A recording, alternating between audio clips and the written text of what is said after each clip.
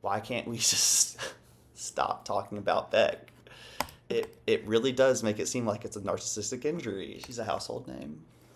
It's because she thinks that if she buys a product, it's going to help her do the thing and then break down crying and beg her audience for money so that she can do impatient. What's up, y'all? This is Not Your Average Reaction.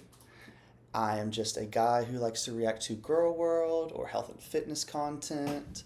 I do have a degree in physical education, and I was a certified personal trainer for about 4 years. Today, I wanted to check out her Amber Lynn's Let's Talk episode 9. I ask Amber questions every single time. They're usually really lighthearted, like, will you play Fortnite with me? I think I'm just going to keep spamming that until she notices me. But the title of this video is Keemstar versus Zachary Michael, How Beck Proposed in Growing Up in Poverty. I think people have discourse about how she, like, seemingly, hates on Zachary Michael, who is, like, one of the nicer, obviously, reaction channels. And Keemstar's, like, talking crap about Amber, like, pretty aggressively, and Amber seems to just, like, let that happen, think it's fine, donates $20 to a super chat. So people are a little confused and upset about her attitude towards Keemstar versus Zachary Michael. And seems like we just can't stop talking about Beck, even though, like, a couple videos ago, I'm pretty sure she said this is the last time I'm talking about Beck. Yeah, so basically in this video, Amber tries to explain the difference between Zachary Michael and Keemstar, giving her feedback. Basically, it's just a total nothing burger. And then for some reason, she brings up, well, not for some reason, she gets prompted. Remember the last video, she said that, to talk about Beck because somebody asked a question, and I'm sure she just I'm sure she just RNG'd the question, and then it just happened to land on that one. But yeah, she bashes Beck for a bit, talks about growing up in poverty, and answers some, like, dirty, weird questions at the end. It's kind of a nothing. Without further ado, over to you, Maltblix. Hello, welcome to another Let's Talk. I was crying a little bit before this video, so that's why I look the way I do, but I'm okay. So let's just hop right into it with sweet and sour. Okay. KCHI Juarez said, they didn't silence you. You embarrassed them with the engagement story. I'd be mad too if I was them. So Did you catch that? So she's choosing this to, like, make her seem like she's an ally to, like, trans people's pronouns, even though, she's known to use she, her towards Beck in the past. that engagement story was as much theirs as it was mine, and I'm allowed to share that. If you're embarrassed, and it's like, why are we bringing this up again? Like, I don't think Beck has been on YouTube in, feels like, a month. I don't know what's going on Instagram or anything, but why can't we just stop talking about Beck? It really does make it seem like it's a narcissistic injury. It's just way that you proposed, maybe you shouldn't have proposed that way. I stand by what I said. It was a weird way to propose. If you guys don't know, Beck proposed on a little vibrator after we hadn't had. She can't remain vague that she's, like, re-bringing up this proposal story, which isn't embarrassing, by the way. Amber thinks it's embarrassing, and she's trying to use this to embarrass Beck. For literally a few years, and they asked me, will you have sex with me for the rest of my life? And I just thought that was kind of insensitive. It didn't feel personal, and it just felt off to me, and I have a right to share that. And that's, like, the only story that I've shared, when I have hundreds more, but I choose not to. Ranch Girly 33 said, I mean, what if she actually didn't want to marry you and she was trying to get you to say no?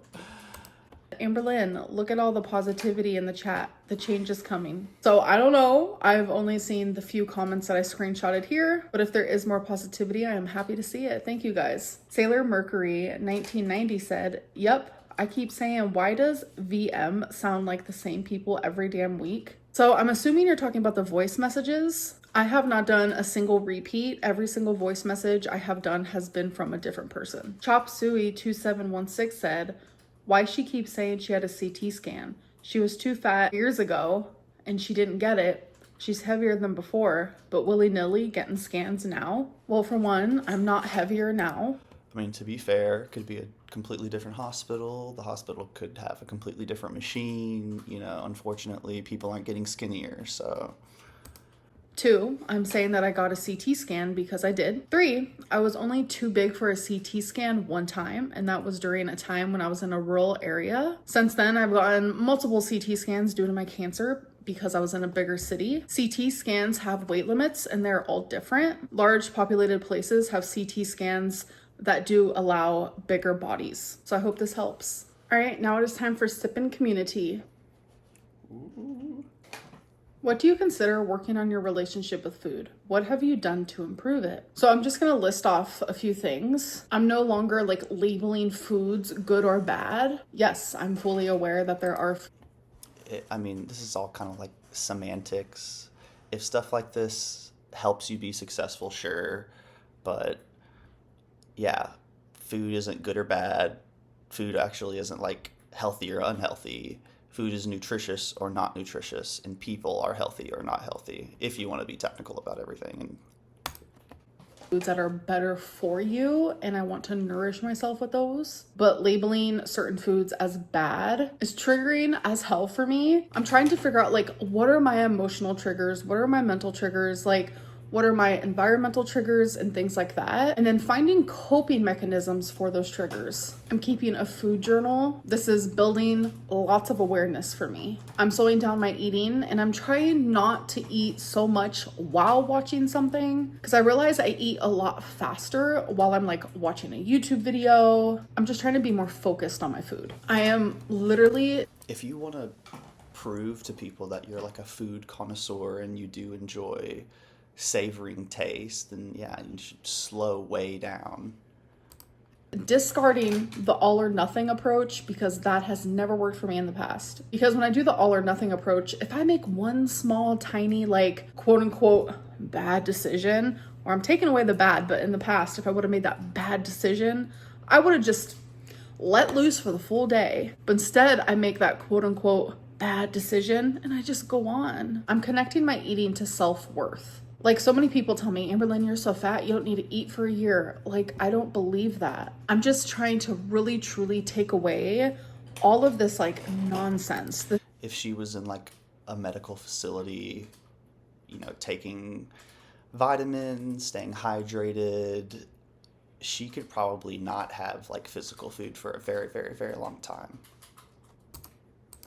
Noise that I only deserve food if I'm skinny. I try not to watch any eating content, and if I do, I make sure they're eating something healthy. Like, have you guys heard of the Tiffany plate? That's that plate that I eat with all the veggies and the cottage cheese and the chicken sausage. Like, if I was to watch eating content, I make sure to only watch ones that are healthy because I noticed that like the unhealthy lack of nourishing foods does trigger me. I'm trying to pay more attention to my hunger, fullness cues. I feel like the list can literally go on and on and on and on and on, but yeah, that stuff like that can totally help. If you want to get into meal prepping, it could totally help if you watch meal prepping YouTube videos every day to help keep you motivated or, you know, to remind you that, oh, I need to do something. Really working on it. It's free reign, not free range. Oh my gosh. I don't know why I say free range, but thank you for letting me know. I'm probably gonna forget if we're being honest. I'm so worried about my health. At Denny's after the ER, give me that girly pop grand slam. So I don't know if you guys know this, but most restaurants do have healthier options, and that includes Denny's. And again, I got a salad. Why don't you ever do a low sodium diet? You know what's really funny about this question? When I got my lab results, my sodium was low. My sodium was low. It was in the normal range, but it was low on the normal range. And I'm telling you, I'm probably as shocked as y'all. Keemstar cussed you out just like Zach did, but you loved when Keemstar did it. Make it make sense. Keemstar is a troll. He's literally like that towards everyone. Like if you've watched his live streams, he's like that even towards the people that he loves the most. I'm not saying that he loves me. I'm not saying that we're... I don't know anything about Keemstar other than I'm pretty sure he was like a drama channel maybe in the gaming space at one point. Friends, because we're definitely not. But even me, like me and my closest friends, we call each other hoe, hooker, like bitch, like what's up, bitch? Like literally, like it's about the intent. Like it's way different when it's a joke versus like how Zach did it. Like that was out of anger. Like remember, intent matters. I have a couple Fortnite edits that kind of explain the drama between Amber and Zachary Michael. I'll definitely put all of them at the end of this video. Just like in most things. How was a guy watching your TikTok at Denny's? So it's not that it was a coincidence that the guy was watching my TikTok at Denny's and I heard him do it in the sense of like, oh. He saw Amber, if this is a true story, this is probably how it goes. He saw Amber and was like, where do I know that girl? Oh, I think she went viral on TikTok, and started looking up different like fat talks, and then probably found her with her famous, apple chips, I didn't order this sandwich, Panera, whatever video. It's a coincidence, like he's just sitting there watching my TikTok and then there I am, I pop up. It's the fact that he recognized me first, put the TikTok on, showed his friend, and he was like, no, it really is her. It's not that he was watching it first. Trust me, this happens a lot where someone will recognize me. They'll be looking, they'll either go to my Instagram or my TikTok and happens so much, happens all the time. I'll hear them. My mom will hear them. Like when I got my other side of my nose pierced, my mom was whispering to me, she's like, those people recognize you. And it was just like a cluster of people. And I didn't even notice. Like we were in the piercing shop and she was like, watch. And then I caught them like looking and they were like whispering, yeah, it is her. But I was so nervous to get the other side of my nostril pierced that I didn't even notice. But like this has been happening forever. Like a lot of the time, like people do come up to me, but there are a lot of the time that they don't. And then later I'll get a message on Instagram where they're like, oh, I saw you on so-and-so. I was too shy to come up to you. I genuinely think I'm just recognized a lot because there's also a lot of people who cover me. All right, you guys, now it is recognized a lot. She's a household name. time for the interview. So where do you think the line is between weight being due to genetics versus being due to environmental factors or personal choice and lifestyle? I don't think there really is a line because if it is due to genetics, then that's pretty black and white. I know for me, it's due to genetics. There's very few genetics that cause you to gain weight. There's more like epigenetics and environmental factors. But yeah, if both of your parents are obese and then have a child, it's not necessarily fat genes. It's whatever the parents' lifestyle choices are is pushed onto the child. And then that child doesn't know how to make other choices because they're a child. Grandma on my dad's side used to be 600 pounds, but then she actually got the weight loss surgery. So I only knew her as a woman who was like 100 and something pounds. She's no longer with us. Like that woman was my heart and soul. I miss her so much every single day. But I also know that it's environmental because of the things that I went through, all of the trauma. I turned to food. So I have a lot of medical. But her things like thyroid obviously are genetic. And I have a lot of environmental, just things like working against me. Like when I did the ACE test, I scored 9 out of 10. Now that we're here, I actually want to share with you guys what 9 I have because I know so many people are like, what? So these questions are pretty black and white. Like there's no... I can't, sorry. Even having to think of them. It's either it did happen or it didn't. I actually think that these questions might even be too triggering for some people. So I've decided I am not going to share them. Hi, Amber. So I watched Destiny and Becky's video about you. Okay. And something that struck me as odd was the constant glazing everyone was doing for them. I felt that there was not a lot of accountability on Destiny/Becky's end. Okay. While I believe Becky may not remember everything clearly, it felt like she kind of began to use that as a crutch to not take accountability or answer difficult questions, like questions about Twinkie. Okay. Do you think that the fans were sort of ready to take anything Destiny and Becky said in order to run with it and paint you as the villain? And how do you navigate that? How do you navigate the hate? Oh, they were willing to hear anything said about me and believe it. Beck doesn't have to take accountability. Destiny doesn't have to take accountability. They will literally believe anything that they say. Beck doesn't remember a lot, and they lied a lot, and they exaggerated a lot. Like, literally, they lied about things that, like, they're Darvo. proof of.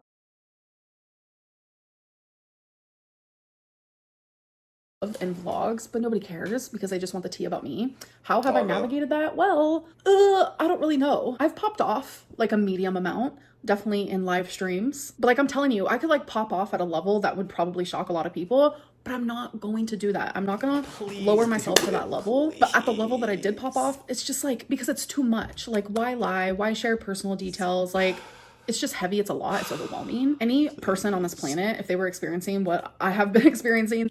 I just am so convinced that if Amber had anything, she would have already shared it by now because she shares everything. Would probably pop off themselves or they would disappear from the internet. Hint, hint. They will stay glazed and I really just don't care. Hey Ambie, me and my girlfriend have watched you for years now and I've loved watching your journey. My question to you is, how do you handle setbacks without getting discouraged? Ooh. I feel like I do get discouraged a lot, but somehow I just pick myself back up. Hello, I'm doing this while I'm doing my skincare. My first question is, so we saw you get a Fitbit, and I mean, maybe I just haven't paid close attention, but I don't know where the Fitbit went, because I'm like, that Fitbits aren't cheap. And then also, I felt like you've had an Apple Watch before, and I'm like, where did that go? Why get a Fitbit when you can, use your Apple Watch, I guess? I don't know. And I'm gonna send my second question in another. It's because she thinks that if she buys a product, it's going to help her do the thing. Okay, so they did send me a second question, as they said, but let me answer that real quick. So the Fitbit was broke. Remember when I showed you guys, like, it went through the ringer to get to me? It was broke. Like, the front of the screen cracked. Couldn't even turn on. I was like, is the universe telling me that, like, I don't need a Fitbit? As for the Apple Watch, oh, she'd been lost. She'd been lost. I don't even think she made it to Oklahoma. All right, let's do the next question. My second question is, you've cycled through a lot of diets. Yes. You'll count calories until it triggers you, then you'll eat intuitively until you gain too much weight and realize you don't have, that control yet, and then you'll try Ozempic till your gallbladder hurts and you... This sounds very much like a yo-yo dieter, very common, but yes, I do cycle. Try to do... I hope that you guys can hear them, by the way. Keto, but then your gallbladder hurts, but it helps your lipedema, so it's just, I don't know, I want to ask... What do you think what's it gonna take? Like, what's gonna work? And if you don't know that, that's okay too. I don't know yet. I was just curious because it's like, I mean, I'm not a fan, but I have like I've followed your journey since like 2018. I'm gonna be honest, it is a little maddening. You're watching it. I'm living it. Like, it is maddening. I literally hate this for the both of us. Let me wash my hands real quick. Okay. So that's just my main question is, what's it gonna take? And I'm trying not to be rude, but I can come off really blunt, so I apologize for that. No, you're good. But, yeah. It's going to take an insane health scare in order for her to get inpatient. Like, she's going to have to go to the hospital, have some crazy surgery, and then break down crying and beg her audience for money so that she can do inpatient. That's what it's going to take. Those are my main questions. Honestly, I think it's me working on my relationship with food, because before I never worried so much about that. It was more so like, oh, diet culture, ooh, let's lose weight. Now it's like, girl, like, let's work on that relationship with food. That's going to heal the way that you think of food. It's a lot. Okay, so they sent another one, so let's listen. Also, I was not going to send a third message, but your egg intolerance actually is probably a side effect from your gallbladder, because the egg yolk is really fatty. And when I had my gallbladder, that was a huge trigger for me, was eggs. And I still can't eat them because it reminds me of how sick I used to get when I had a gallbladder. So yeah, fun fact, it's probably because of your gallbladder. I don't know why I'm laughing, but no, it's not because of my gallbladder. I've actually had it since I was just a wee little girl, and my mom also suffers with the same thing. But thank you for the questions. Hi, Amber. I just want to say that you and my sister love you. We always watch you together. But I just have two quick questions to ask. One, what like catchphrase, like I know you feel like hectic on one. Like, what catchphrase would you put on your like next like merch drop if you're gonna have one? And then also my other question is like, what was like your like favorite diet? Like, not like necessarily like how well it worked, but like the one that you enjoyed most. Like what diet did you like enjoy, I guess, the most that you were? It's gonna be Weight Watchers. Thank you, Queen. I love you. I love you too. Why am I so giggly? I don't know what's going on. So I don't know what catchphrase I would put on one next. Like, I was making so much merch, but then things happened and I had to stop. There was a lot of catchphrases, a lot of inside jokes. You guys would have literally loved it. I don't know if that's something I'll go back to or not, but right now the subject is a little touchy. But regarding favorite diet, Jenny Craig. Like, I don't know what it is, but definitely favorite. Hi, Amber. I'm a huge fan of you and your channel. My question for you is, if you could start your YouTube career from scratch, but keep all your knowledge of how to be a YouTuber, would you do anything differently? Would you change the way you did your journey? Let us know. Love you. Yes. The answer is yes. Yes, yes, yes. And I love you too. Hi, Amber, Lynn. Long-time viewer, first-time questioner. I've always wanted to know, when will you ever, release any information on your foster journey and what had happened to you during that time? I know that it's a very There's a lot of information already out about that. touchy subject, but it's just something that I've always found interesting because everybody has a different kind of story. Yeah. And even just releasing some information about it would just be something I'd want to hear in like a vlog or a let's talk video. So that subject is very touchy for me, for sure. And I think that's the reason why it's hard, because it's like there's so much that happened, obviously. Whether that was before foster care, during, or after, like there's a lot. And I know that there are so many people who are watching me who literally don't believe a word I say. Foster care and the things around it, I do not want any of that to be questioned, because that is the shit that gave me so much fucking trauma. Like that is my real life, true, authentic story. And for that to be like tainted in that way, which bro, like it can't even be more tainted than it already is, because obviously I have a lot of trauma, but it's just like for people to touch it in like a vile way instead of like a way that comes from like concern and gentleness. Like, I don't know, it's just hard for me, but I am an open book and I am always What? Makes no sense. open to answering any questions about foster care. It's just hard for me to sit down and make a full-fledged story time. It would probably be 10 hours long. I'd probably forget a lot of things. I'd be editing it back, probably thinking, damn, I should have said that, or I should have, you know, it's just a lot. But I am always willing to answer things. Hi, Amber Lynn. First, I want to say that having your videos playing in the background has gotten me through both my bachelor's degree and now my master's degree. Oh my gosh, congrats. I gotta balance the chaos with some more chaos. Yes. So my question is, coming from a place of someone who also grew up in poverty and struggles with the scarcity mindset. Yes. I want to ask, how do you plan on dealing? Scarcity mindset? Amber doesn't have a scarcity mindset. Are you joking? She lives with Amazon and torrid halls. With this in the long term?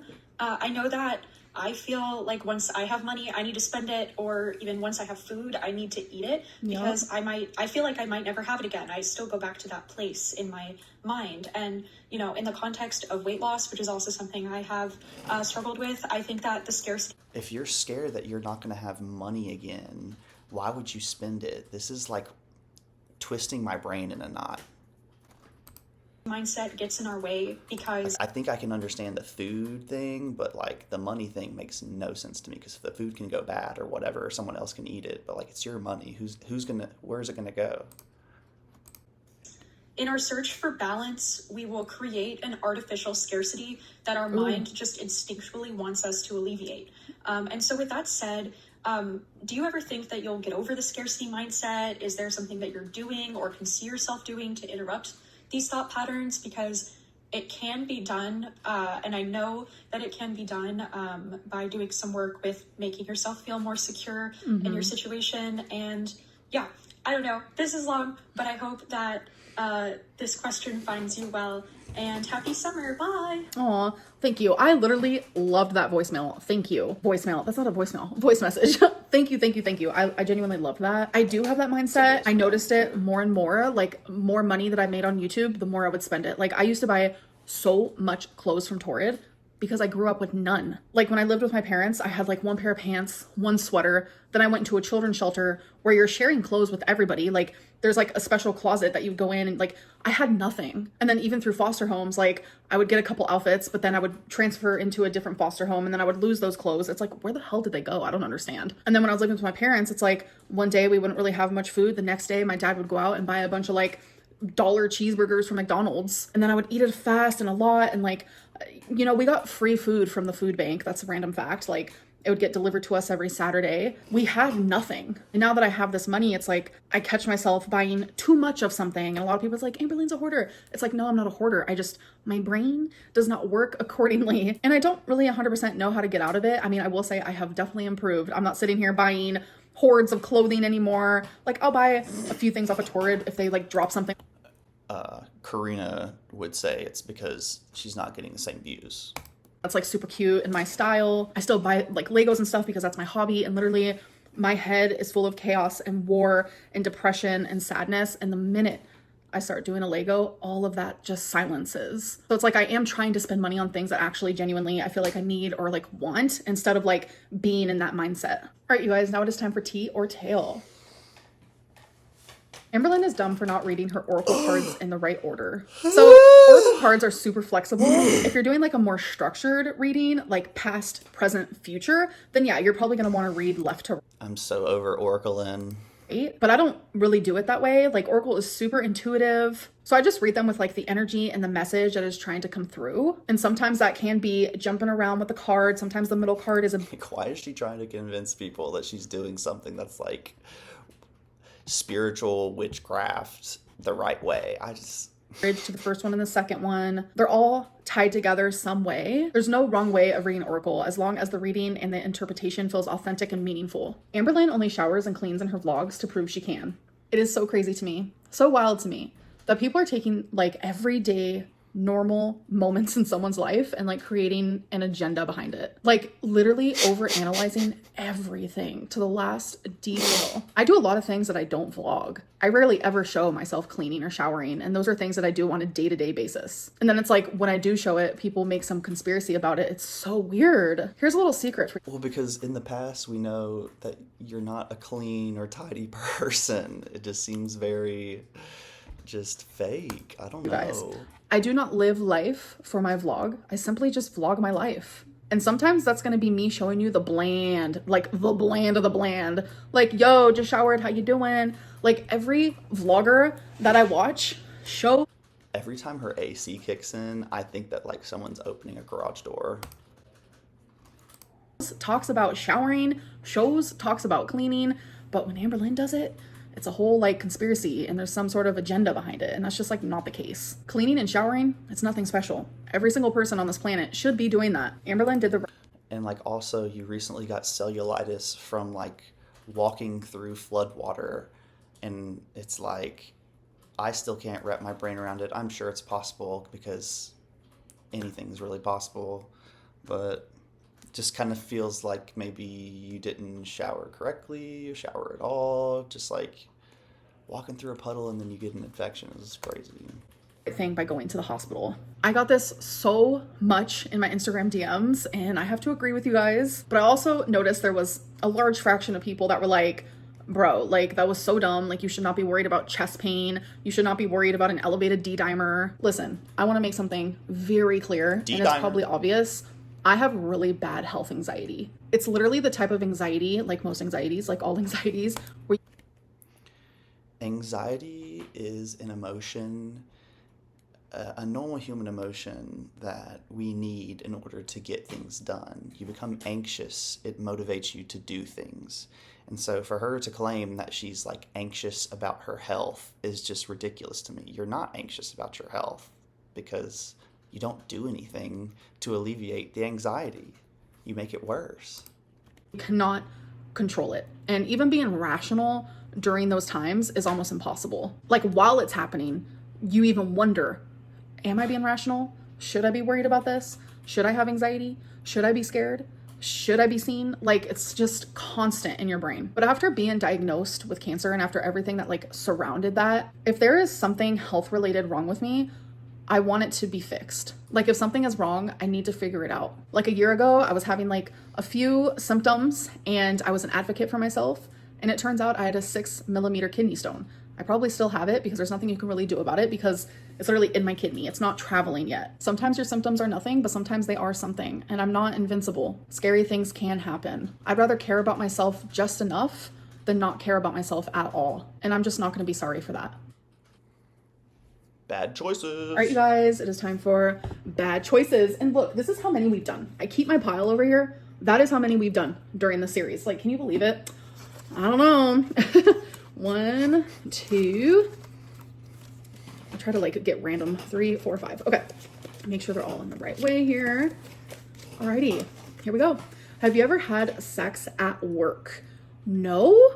Have you ever lied about your weight on your driver's license? No. During sex, have you ever tried to finger... Amber does not have a driver's license.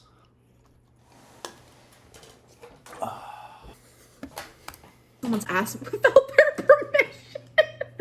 No, what the hell?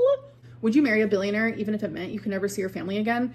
It depends. Like, am I still able to talk to them? Because there has been obviously multiple times that I've lived in a different state. I didn't see my family, but I talk to them daily. If I'm allowed to talk to them, then yeah, because love is love, but I'm not marrying them just for the money. See, this question's weird. I would never marry someone just for money. I would never not see my family just for money. But if I found love and this person happened to be a billionaire, then yeah, but only if I can talk to them, FaceTime them, you know, message them, and they're still in my day-to-day life. Have you ever pretended to be asleep while someone was having sex in the same room? Oh, I've been a teenager once, and I'm telling you, my friends were hecticana. That is all I'm gonna say about that. Wow, at the beginning of this video, I felt so sad. Like, you guys saw it. Like, I cried before this video. I just have a lot going on, okay? I cannot wait to start my medicine tomorrow. And I know it takes like 5 to 6 weeks to start working. But girl, it's gonna be in my body. It's gonna be doing its thing. It's gonna be trying to work, you know? And I just feel really hopeful. You know, positive changes are a-coming. But anyways, I hope that you guys did enjoy this video. And thank you guys so much for just cheering me up a little bit. And I'll see you guys in my next one. Bye. Yeah, so if you can't tell, this video is for entertainment purposes only. Nothing here is meant to be taken seriously whatsoever. I'm just sharing my own opinions, not facts, off of publicly accessible information first made public by public figures. Please don't go to these people's channels and leave mean-spirited, negative, discouraging, disparaging comments. Entertainment purposes only.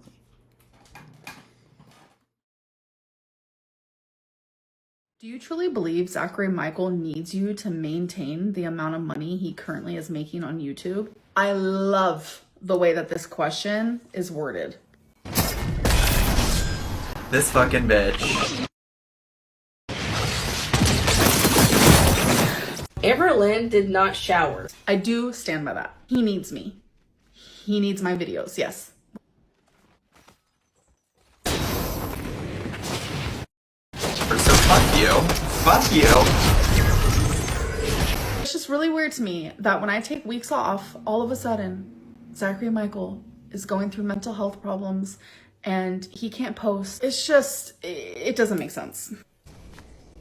You really want to talk about all of that? I was still streaming consistently on Twitch, even when your ass wasn't posting. So here are some numbers for Miss Amberlynn Reed. On my second channel, between August 26th and the very end of November, where I post my re-uploads from Twitch, I had a total of 32 videos posted.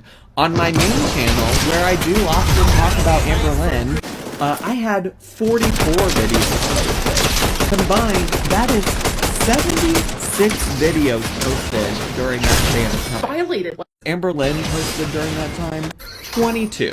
She posted 22 videos during that frame of time. And not that this is about comparing anything. Amberlynn did not shower. This fucking bitch.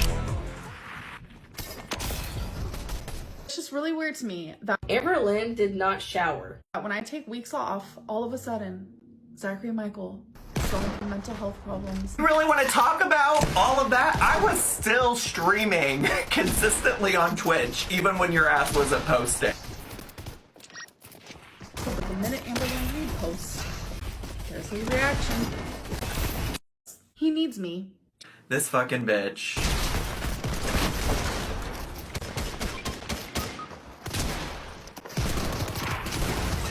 Violated. What?